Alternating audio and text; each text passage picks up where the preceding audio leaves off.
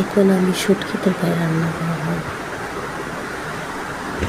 আলু বেগুন ভালো করে ধুয়ে ডেকে মেখে নিয়ে নেব। মশলা বাটা, পেঁয়াজ বাটা দিলাম,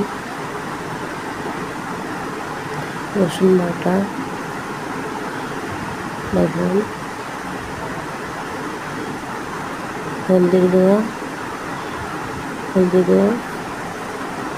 লঙ্কার গুঁড়ো, লঙ্কা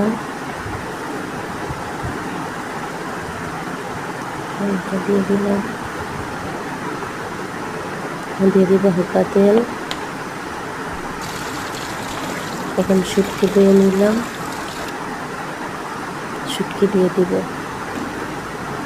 এখন চুলার মধ্যে বসিয়ে দিলাম।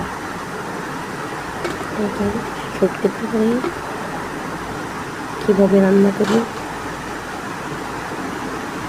একটু নেড়ে চেড়ে দিব। নেড়ে চেড়ে দিয়ে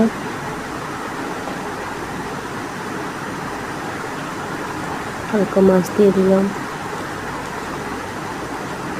মাছ দিয়ে হালকা করে একটু নেড়ে চেড়ে রাখলাম। এখন ঢাকনা দিয়ে ঢেকে দিব। পানি দিয়ে দিলাম, ঝোল হয়ে গেল আমাদের শুটকি তরকারি। এখন ধনিয়ার পাতা একটু হালকা দিয়ে দিলাম, একটু টেস্টি লাগবে। এভাবে খেতে গেলে শুটকিতে সেই স্বাদ হবে।